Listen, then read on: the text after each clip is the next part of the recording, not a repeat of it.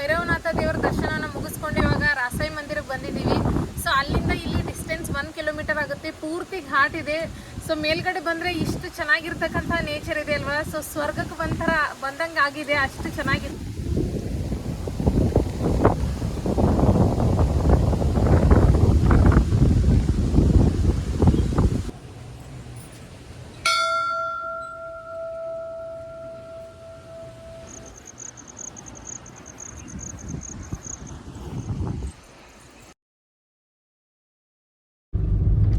So friends, ಇವಾಗ ನಾವು ಭೈರವನಾಥ ದೇವರ ದರ್ಶನವನ್ನು ಮುಗಿಸ್ಕೊಂಡು ರಾಸಾಯಿ ಮಂದಿರ ಕಡೆಗೆ ಹೋಗ್ತಾ ಇದ್ದೀವಿ. ಈ ಕಡೆ ಮಳೆನೂ ಬರ್ತಾ ಇದೆ, ಈ ಕಡೆ ಬಿಸಿಲು ಇದೆ. ಏನು ರೋಡ್ ಐತ್ರಿ ಇದು, ಬ್ಯೂಟಿಫುಲ್ ಆದಂತಹ ನೇಚರ್.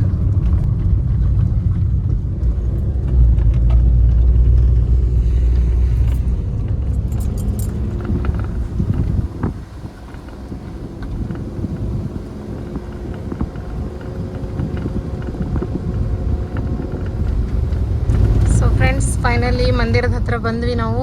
ಇದೆ ನೋಡಿ ರಾಸಾಯಿ ದೇವಿ ಮಂದಿರ್.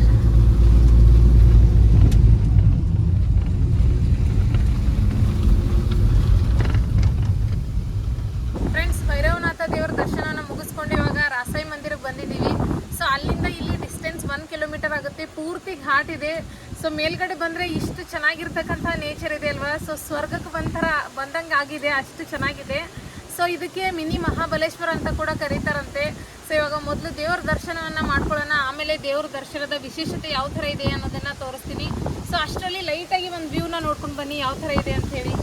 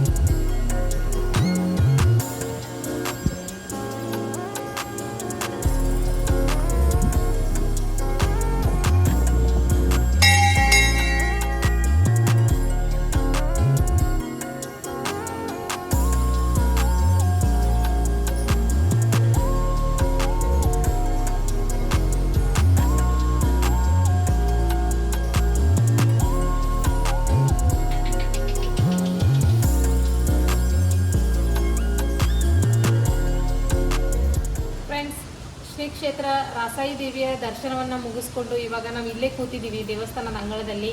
ಸೊ ಇವಾಗ ಇಲ್ಲಿರ್ತಕ್ಕಂಥ ಸ್ಥಳೀಯರ ಹತ್ರ ಕೇಳೋಣ, ದೇವಸ್ಥಾನದ ಮಹತ್ವ ಏನಿದೆ, ಯಾವ ಥರ ಈ ದೇವಸ್ಥಾನ ಇಷ್ಟು ಗುಡ್ಡದ ಮೇಲೆ ಇಷ್ಟು ಹೈಟಾಗಿ ಯಾವ ಥರ ನಿರ್ಮಾಣ ಆಯಿತು ಅನ್ನೋದ್ರ ಬಗ್ಗೆ ಫುಲ್ ಡೀಟೇಲ್ನ ಕೇಳೋಣ. ಸೊ ಇಲ್ಲಿ ಅಂಕಲ್ ಇದ್ದಾರೆ, ಸೊ ಗ್ರಾಮಸ್ಥರಿದ್ದಾರೆ, ಅವ್ರ ಹತ್ರ ಕೇಳೋಣ ಬನ್ನಿ ದೇವಸ್ಥಾನದ ವಿವರಣೆ. ಸೊ अंकल, तुमचे नाव काय? रामचंद्र दत्तात्रय खराडे, रासाई शेंडूर, तालुका निपाणी, जिल्हा बेळगाव, कर्नाटक. ते कर्नाटकचं बॉर्डर आहे. ಸೊ ಫ್ರೆಂಡ್ಸ್, ಇನ್ನೊಂದು ವಿಶೇಷತೆನ ಹೇಳೋದು ಮರ್ತಿದ್ದೀನಿ. ಇದು ಕರ್ನಾಟಕದ ಬಾರ್ಡರ್. ಇದ್ರ ಮುಂದೆ ನಮಗೆ ಶುರು ಆಗೋದೇ ಮಹಾರಾಷ್ಟ್ರ. ಸೊ ನಮ್ಮ ಕರ್ನಾಟಕದ ಎಂಡಿಂಗ್ನಲ್ಲಿ ಇರ್ತಕ್ಕಂಥ ಒಂದು ದೇವಸ್ಥಾನ ಇದು, ರಾಸಾಯಿ शेंडूरನಲ್ಲಿ ಇರ್ತಕ್ಕಂಥ रासाई देवी देवस्थान. सो अंकल, ही देवस्थान ಯಾವ ಥರ ಸ್ಥಾಪನೆ ಆಯಿತು, कधी स्थापन झालं, कसं स्थापन झालं, आणि इथं एक मूर्ती आहे आणि आतमध्ये एक मूर्ती आहे, काय काय सांगा मला. सर्व मंगल मांगल्ये शिवे सर्वार्थ साधिके शरण्य त्र्यंबके गौरी नारायणी नमस्तुते. आदिशक्ती मा या विश्वामध्ये वेगवेगळ्या रूपाने वावरत असते. तसेच या ठिकाणी या उंच टेकडीवरती शेंडूरच्या रासाई या नावाने ही आदिशक्ती आहे. याचे असं आहे की इकडे काय महाराष्ट्रामध्ये चिक्कोत्रा एक नदी आहे. चिक्कोत्रा ती पुढं वेदगंगा, दूधगंगा आणि कृष्णा नदीला मिळालेली आहे. मग त्या चिक्कोत्रा नदीमध्ये इथं आमच्या गावामध्ये चौगुले म्हणून एक सदग्रस्त होते. चौगुले त्यांच्या दृष्टांत दिला देवीने, मी चिक्कोत्रा नदी पात्रामध्ये मुगळी गावाच्या हद्दीमध्ये आहे आणि तू त्याचा शोध घे आणि या टेकडीवरती आणून माझी स्थापना कर. या ठिकाणी मला सुखा समाधानाने स्थापना करून थांबायचं आहे या ठिकाणी. त्यानंतर मग ते चौगुले म्हणून सदग्रस्त याने शोधून काढले. त्या नदी पात्रामध्ये हे अशी म्हणजे डब पडले, अशी मूर्ती होती. ही आता बाहेर आहे ती मूर्ती.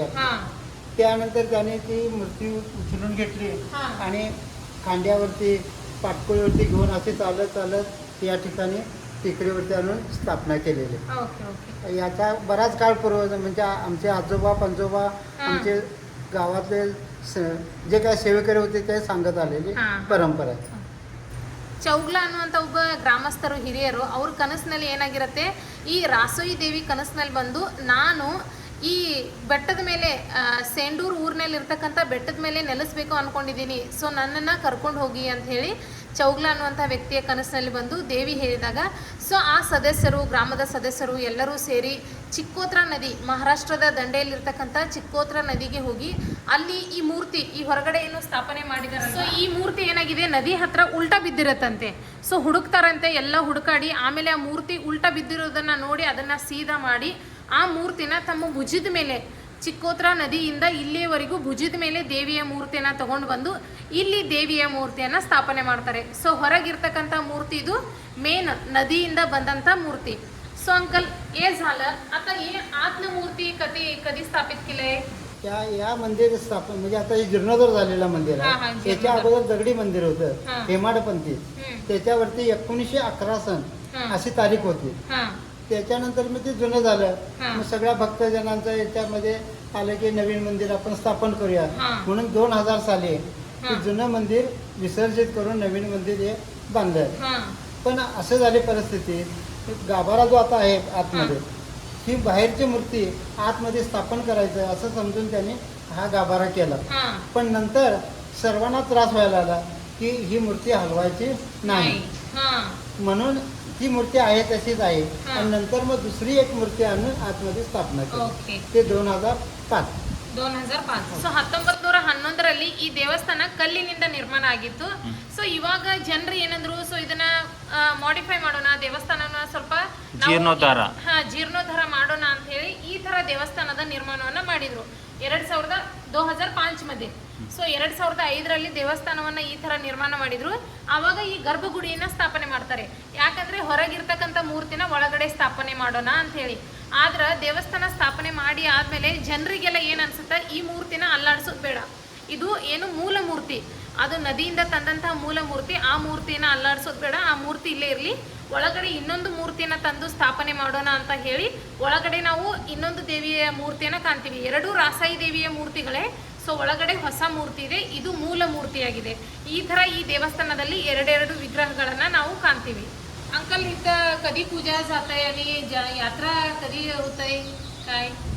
या देवीची दररोज पूजा असते सर. दररोज पूजा असते. हां त्याचप्रमाणे या देवीचे जे भक्तगण किंवा सुवासनी जे काय देवीला नवस करतात हां त्यांची इच्छा पूर्ण किंवा त्यांचा त्रास कमी झाल्यानंतर प्रत्येक मंगळवार आणि शुक्रवार हां 5 सुवासनींना बोलवून आणायचं, हां त्यांची पूजा करायची, देवीची पूजा, परत देवीची खणा नारळाने ओटी भरायची ओटी भरायची. आणि 5 सुवासनींना पण त्याच पद्धतीनं हां. ओटी भरून त्यांचे जेवण घालून हे करायचं. असा सात्विक कार्यक्रम सतत चालू असतो. चालू असतं. आणि यात्रा कधी? यात्रा ही फेब्रुवारीमध्ये असते. वर्षा? पण- हा, प्रत्येक वर्षी असायची, पण आता कसं झालं 2 वर्षातून एक वेळ व्हायला लागली. हां. ती यात्रेच असं व्हायला लागली की एक आठवड्यावर यात्रा चालायला लागली. हां. खाली भैरवनाथ मंदिरची रविवारी जागर, हां. त्यांचं हे आंबील घोगऱ्या सासनकाठी प्रदक्षिणा सभी असतो. हम्म, आणि सोमवारी मध्ये मांसाहारी जेवण असतं. हम्म, हम्म, हम्म. मंगळवारी रासाई देवीची दंडवत असतो. खाली गावातून सर्व लोक दंडवत घालत येतात. हां हां खणा नारळ आणि आंबील घोगऱ्या वगैरे हे असतं, नैवेद्य वगैरे असतो.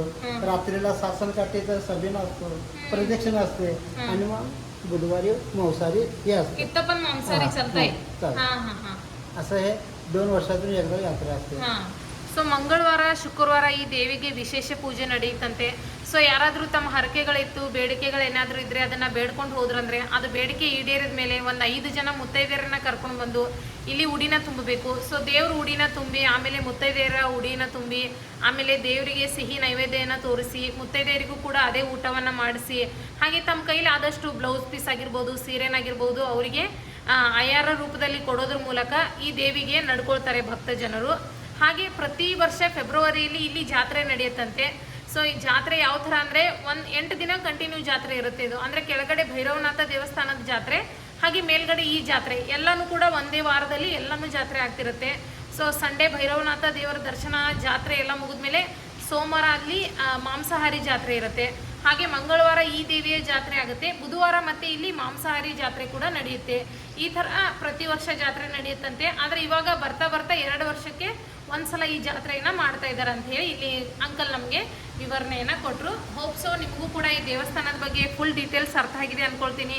ಸೊ ನೀವೇನಾದರೂ ಇಲ್ಲಿ ವಿಸಿಟ್ ಮಾಡಬೇಕಿತ್ತು ಅಂತಂದರೆ ಒಂದು ಸ್ವಲ್ಪ ರೋಡ್ಗಳು ಒಂದು ಸ್ವಲ್ಪ ಮಧ್ಯದಲ್ಲಿ ಅಂದರೆ ಊರಿನ ಮಧ್ಯದಿಂದ ನಾವು ಬರಬೇಕಾಗುತ್ತಲ್ವ, ಅಲ್ಲಿ ಯಾರಿಗಾದ್ರೂ ಕೇಳ್ಕೊಂಡು ಮಾಡಿಕೊಂಡು ನೀವು ಇಲ್ಲಿ ದೇವಸ್ಥಾನದ ಹತ್ರ ಬರ್ಬೋದು.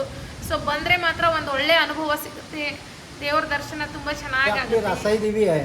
रासाई देवीला 2 बहिणी, एक गडिंग्लज भडगावची गुड्डा देवी आणि उत्तूरची चव्हाणवाडीची जोमकाई देवी आणि शिंदूरची रासाई देवी, या तिन्ही देवी बहिणी आहेत मानल्या जातात आणि आहेत.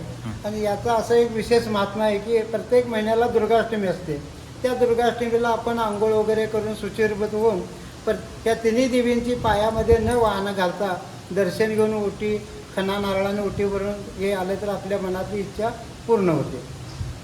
सो इथं थांबलं तर ते दोघं आणि येथून विशेष म्हणजे येथून गुड्डा देवीचं दर्शन होतं, मंदिर दिसतं. तसंच चव्हाणवाडी उत्तरच्या जोमकाईचं पण दर्शन होतं.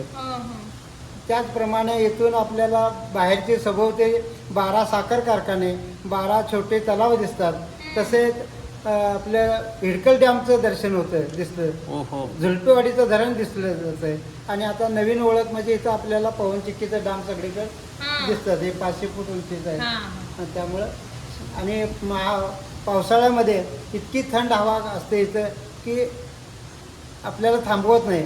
महाबळेश्वर म्हटलं तरी काय ते होत नाही, वावगं नाही. महाबळेश्वर म्हटलं जातं. काश्मीर सारखं परिस्थिती इथं आपल्याला भेटते. ಸೊ ಫ್ರೆಂಡ್ಸ್, ಇದು ರಾಸಾಯಿ ದೇವಿ 3 ಜನ ಅಕ್ಕ ತಂಗಿರಂತೆ ಇವರು. ಸೊ ಒಂದು ಜೋಮಕಾಯಿ ಉತ್ತೂರು ಊರಿನಲ್ಲಿರ್ತಕ್ಕಂಥ ಜೋಮಕಾಯಿ ದೇವಿ, ಹಾಗೆ ಭಡಗಾಂವದಲ್ಲಿ ಇರ್ತಕ್ಕಂಥ ಗುಡ್ಡಾ ದೇವಿ, ಹಾಗೆ 3ನೇದಾಗಿ ರಾಸಾಯಿ ದೇವಿ. ಸೊ ಇವರು 3 ಜನ ಅಕ್ಕ ತಂಗಿರು. ಸೊ ಒಬ್ಬರು ದೇವಸ್ಥಾನದ ಹತ್ರ ನಿಂತ್ಕೊಂಡು ನೋಡಿದ್ರೆ ಇನ್ನೊಂದು ದೇವಸ್ಥಾನದ ಶಿಖರ ಕಾಣುತ್ತೆ. ಇದು ವಿಶೇಷತೆ. ಸೊ ಈ ದೇವಸ್ಥಾನದ ಹತ್ರ ನಿಂತ್ರೆ ಆ ಶಿಖರ ಕಾಣುತ್ತೆ. ಸೊ ಆ ದೇವಸ್ಥಾನದ ಹತ್ರ ನಿಂತ್ರೆ ಈ ಶಿಖರಗಳು ಕಾಣ್ತಾವಂತೆ. ಈ ಥರ ಈ ದೇವಸ್ಥಾನಗಳ ವಿಶೇಷತೆ ಇದೆ. ಹಾಗೆ ಇಲ್ಲಿ ಇನ್ನೊಂದೇನು ಹೇಳಬೇಕಂದ್ರೆ, ಪ್ರತಿ ವರ್ಷ ಏನು ಜಾತ್ರೆ ನಡೀತಲ್ವ, ಆವಾಗ ಜನರು ಆ ಸೇಂಡೂರು ಊರಿಂದ ದಂಡವತ್ ಹಾಕ್ತಾ ಈ ದೇವಸ್ಥಾನದ ದರ್ಶನವನ್ನು ಮಾಡೋದಕ್ಕೆ ಬರ್ತಾರಂತೆ. ಇಲ್ಲಿವರೆಗೂ ಅವರು ದಂಡವತ್ ಮೂಲಕ ದೇವರ ದರ್ಶನವನ್ನು ಮಾಡ್ಕೊಳ್ತಾರೆ. ಹಾಗೆ ಇಲ್ಲಿಂದ ನಮಗೆ ತುಂಬ ಫ್ಯಾಕ್ಟ್ರೀಸ್ ಕಾಣುತ್ತವೆ, ಹಾಗೆ ಹಿಡಕಲ್ ಡ್ಯಾಮ್ ಕಾಣುತ್ತಂತೆ. ಸೊ ಅಂದರೆ ಹೈಟಲ್ಲಿ ಇರೋದ್ರಿಂದ ಪೂರ್ತಿ ವ್ಯೂ, ಸರೌಂಡಿಂಗ್ ಎಲ್ಲ ವ್ಯೂ ಕೂಡ ನಮಗೆ ಸೂಪರ್ ಆಗಿ ಇಲ್ಲಿ ನಮಗೆ ಕಾಣಿಸುತ್ತೆ. ಮತ್ತು ಕ್ಲೈಮೇಟ್ ಅನ್ಕ ಕಾಶ್ಮೀರ, ಇದೊಂದು ಹೇಳೋದು ಮರ್ತಿದ್ದೆ ನಾನು. ಇಲ್ಲಿನ ವಾತಾವರಣ ಯಾವ ಥರ ಇದೆ ಅಂದರೆ ಕಾಶ್ಮೀರಕ್ಕೆ ಹೋಲಿಸ್ಬೋದು, ಆ ಥರ ತಂಪಾದಂತಹ ವಾತಾವರಣ. ಹಾಗೆ ಮಹಾಬಲೇಶ್ವರ, ಮಿನಿ ಮಹಾಬಲೇಶ್ವರ ಅಂತ ಕೂಡ ಇದನ್ನು ಕರೀತಾರೆ. ಸೊ ಫ್ರೆಂಡ್ಸ್, ಇಲ್ಲಿವರೆಗೂ ನಮ್ಗೆ ಅಂಕಲು ಈ ದೇವಸ್ಥಾನದ ಬಗ್ಗೆ ಪೂರ್ತಿ ಡೀಟೇಲ್ ಆದಂತಹ ಮಾಹಿತಿಯನ್ನು ಕೊಟ್ಟಿದ್ದಾರೆ. ಸೊ ಅಂಕಲ್, ಇದು ಮಾಹಿತಿ ಹೇಳಿದ್ದಕ್ಕೆ ತುಮಾಲ ಧನ್ಯವಾದ ಅಂಕಲ್. ನಮಸ್ತೆ. ರಾಮ್ ರಾಮ್.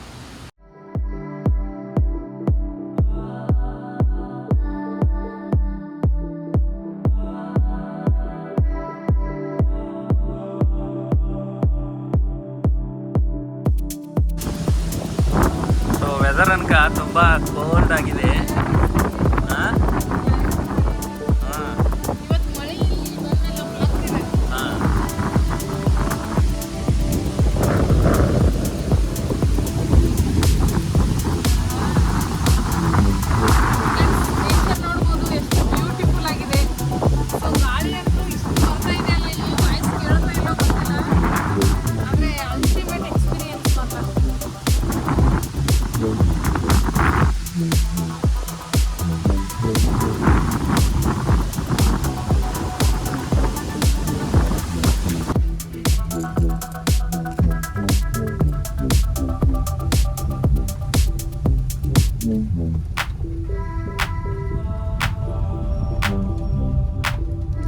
ಇಲ್ಲಿಗೆ ಹೋಗಕ್ಕೆ ಮನ್ಸಾಗಲಾಗಿತ್ತಲ್ಲ, ಚಂದ ಅನ್ಸಾಗಿತ್ತು.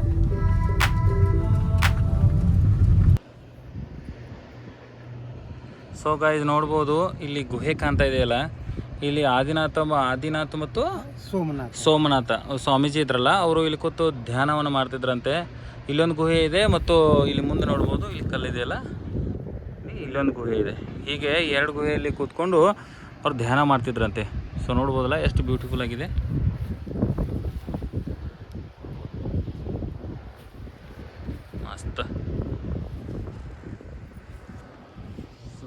ನೇಚರ್.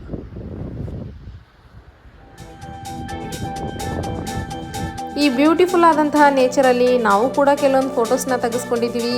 ಸೊ ಫೋಟೋಸ್ ಯಾವ ಥರ ಇದೆ ಅಂಥೇಳಿ ನೋಡಿ ಬನ್ನಿ.